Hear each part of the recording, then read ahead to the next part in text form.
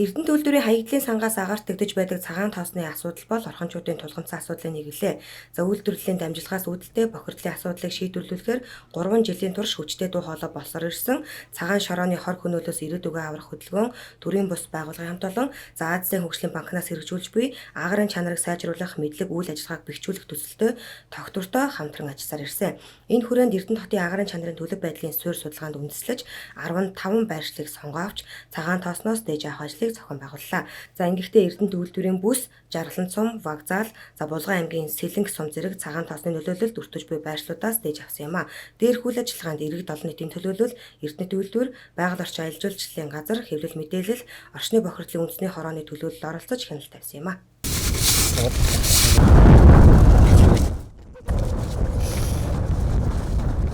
За бэслэс мэдээллийг инхтийн даваанаас хүргэж байна. За энд бол Азийн хөгжлийн банкны санхүүжилтээр агарын чанарыг сайжруулах мэдлэг үйл ажиллагааг бэхжүүлэх төслийн өрөөнд байгаль орчин аялал жуулчлалын сайдын тушаал гарч тушаалын дагуу 17 хүний бүрэлдэхүүнтэй ажлын хэсэг байгуулагдсан байгаа. За энэ ажлын хэсэг нь бол Эрдэнэт төлөв төрийн үйлдвэрийн газрын за хаягдлын аж ахуйс үүдэлтэй цагаан тоосны нөлөөллийг яг газар дээрсэн цэгээс нь шинжилгээ авч Лондонгийн лабораторид бол зорь зэлгээх ийм үйл ажиллагааны ажлын багийнхан бол яг ажиллаж байна. За бид бол яг өнөөдөр өглөө 9 цагаас эхлээд үйлдвэрийн бүс, за Жаргалан сум, за энэ инхтийн даваа орчинд бол даваанаас дээж авч байна. За энд бол цагаан тоосны тархац ихтэй гэж үзэж цэгүүдийг тогтоосон байгаа. За яг бид 14 дахь цэг дээр ирсэн байна. За энд бол яг дээж авах үйл ажиллагаа явагдаж байна.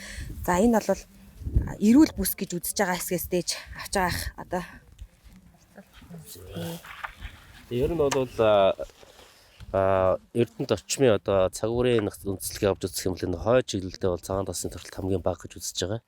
Тийм учраас энэ чиглэлээс бол тухайн байгалийн нөхцөл нь ямар хөө гэдгийг тодорхойлохын тулд харьцуулах бол дээжийг бол авч байна. За дээж нь бол энэ өнгөн өрснийг бол дээжийг авч байгаа. Тэгээд нэг дээж нь бол 30 г орчим. Тэгээд бид нар бол жигнээд газар дээр нь жигнээд авч байна. За энд бол зориултын саваа бэлдээд жинэлж байгаа тий.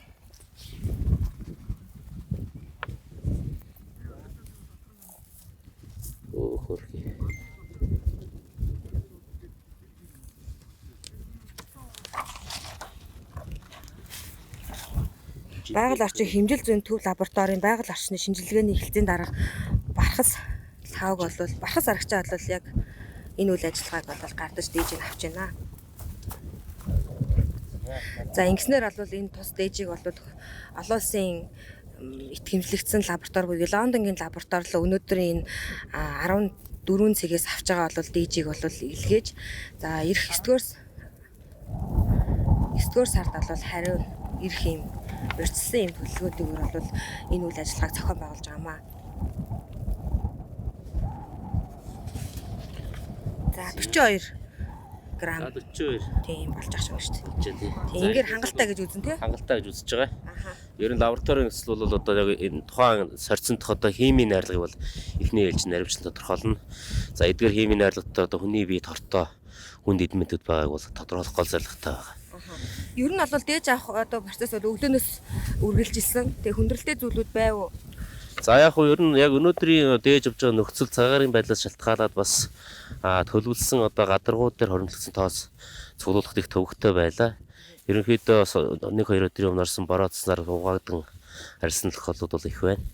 Гэхдээ зарим хонхор хэсэгт хоримтлагдсан тоосноос бол дээж авч цуглуулж амжилттай хийж үүсгэж байна. Энэ яг 15 байршлыг бол хэрхэн яг тодорхойлсон бэ? Яаж тодорхойлсон бэ? За ер нь энэ төслийн хүрээнд хийж байгаа энэ Эрдэнэт хотын агарын чанарын төлөв байдал судалгаа хийсний үндсэн дээр бол энэ байгаль цагаарын онцлогоос нь хамаарлаад цэгүүдийг сонгосон. Мөн энэ цэгийг сонгоход энэ чиглэлээр ажилладаг төрийн бас байгууллагууд болон Эрдэнэт үйлдвэр аймгийн байгаль орчны газраас санал зөвлөмжийг авсны үндсэн дээр тогтоосон байгаа. Тэгээ ер нь бол манай Эрдэнэтийн арт өмчин цагаан тоосондоо яг ингээд маш ихээр хордож байна. Бидэнд бол нөлөөлөл бол яг эрүүл мэнд талаасаа байгаль орчин талаасаа бол ийм нөлөөллийг үзүүлж ийн гэж бол иргэд бол ярьдаг л да. Тэгээд энэ асуудал маань яг эцэслэгдэн шийдэх юм боломжтой үйл ажиллагаа явуулж ийн гэж хэлж болох уу? За энэ дээр бол яг хөө төслийн багийнхны зүгээс юу гэж шийдвэрлсэн бэ гэхээр энэ сорьц зав шинжлэх ажлыг бүх одоо оролцогч талуудыг оролцуулаад за ямар нэгэн одоо шийдэгдэхгүй маргаантай асуудал байгаа бол нэг талд нь гарахад бол тус төхөн болох болов уу гэдэг үүднээс л шинжилгээний ажил хийж байгаа. За ингээд шинжилгээний үр дүнг бол тайлагнахаар одоо намар 9 сар орчимд хийхэд бол тодорхой мэдээллүүдийг өгөх боломжтой болно. За одоо энэ шинжилгээг бол шууд лацтаад тэмдэглэгээ хийж ах шиг байсан тий. За та тэр юугаа үйл ажиллагаа алах уу? За энэ дээжиг бол бид нар бол газар дээр нь аваад битүүмжлээд тухайн оролцогч талуудыг одоо бүгднийг байцуулж байгаа битүүмжлээд тэмдэглэгээ хийгээ явуулж байгаа. За хүлээн авагч талаас бол тэмдэглэгийг хүлээн авсан даруйдаа тэмдэглэгийг шалгаад буцаагаад биднэрт одоо за ийм дээж хүлээн авлаа гэдгийг бол юугаар ирүүлнэ. Электрон хэлбэрээр ирүүлнэ. За тэрийг бол одоо энэ дээж авсан оролцогч талуудад бол нээлттэй хөргүүлэх байгаа. Ямар нэгэн. Тий, одоо энэ дундаас бас дээрээс солигдох хэрэгс асуудал бол гарахгүй гэж ойлгож байна.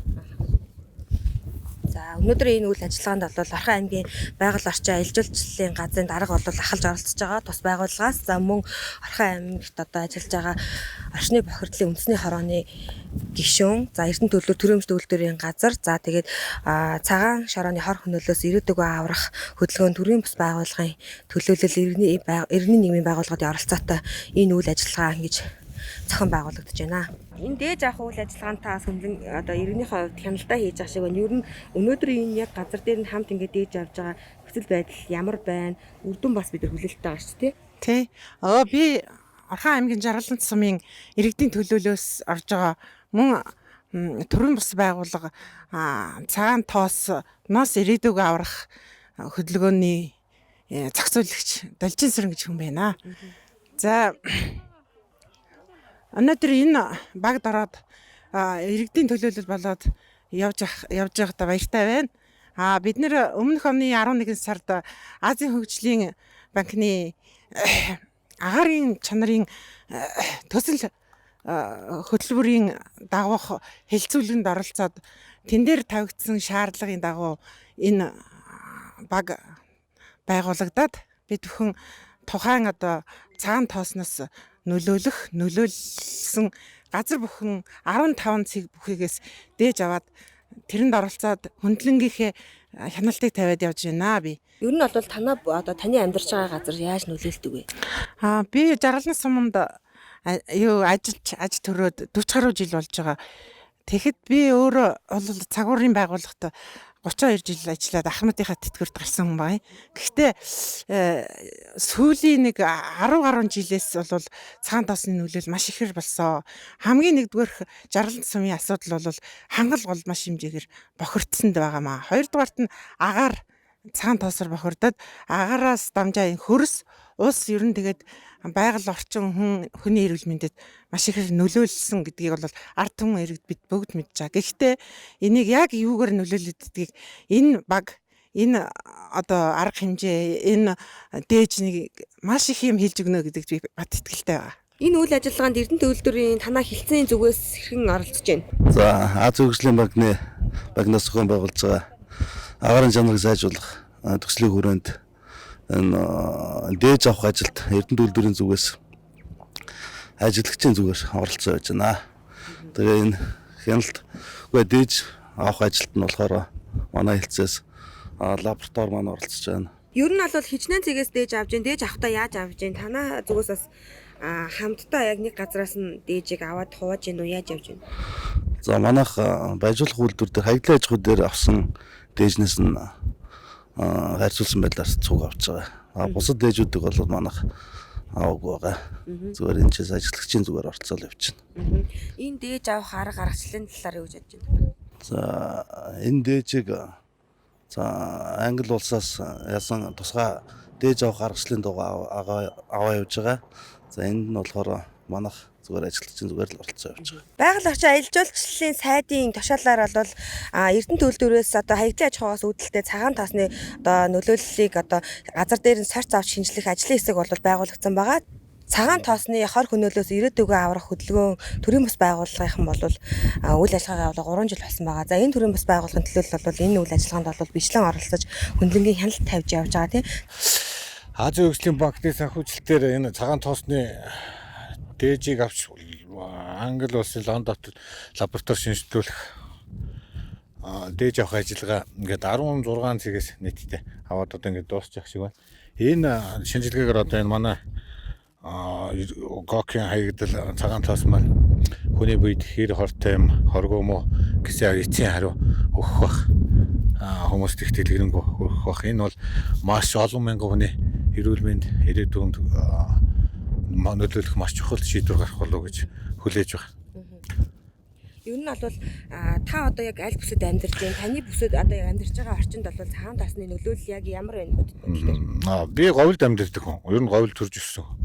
Говьд бол яг үгүй ингээд цагаан тоосны айлд ороход тэр цай угаад дуусахад цайны аягны ёроол ингээд тунаад үлдэх.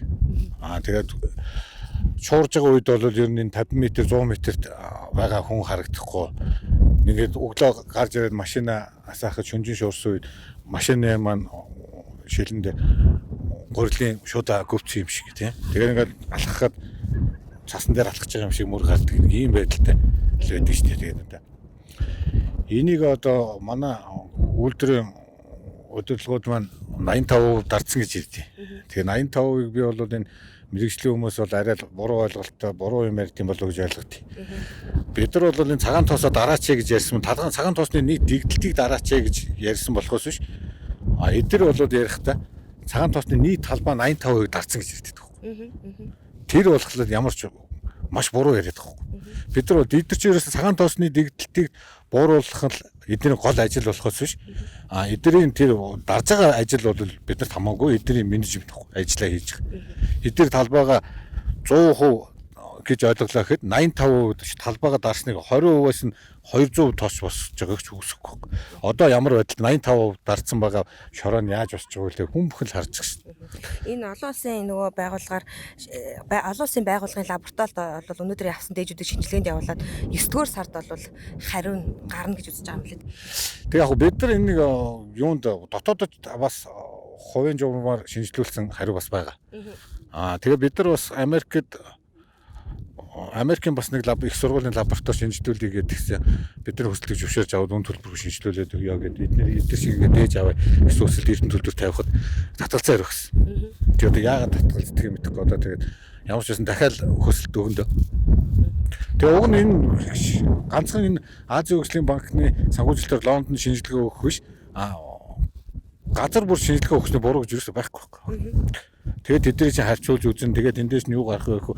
Тэгээд яагаад бид нарыг Америк руу шинжилгээ явуулж их татгалзаад байгааг нь одоохондоо ойлгохгүй.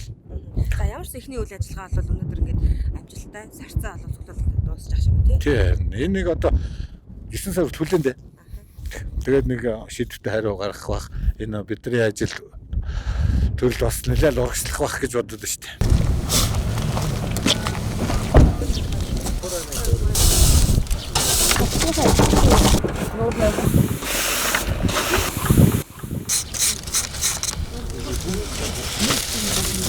Яа, сава авчралаар хийсэн юм. Хийс нэ. Бат дэвд төгнө.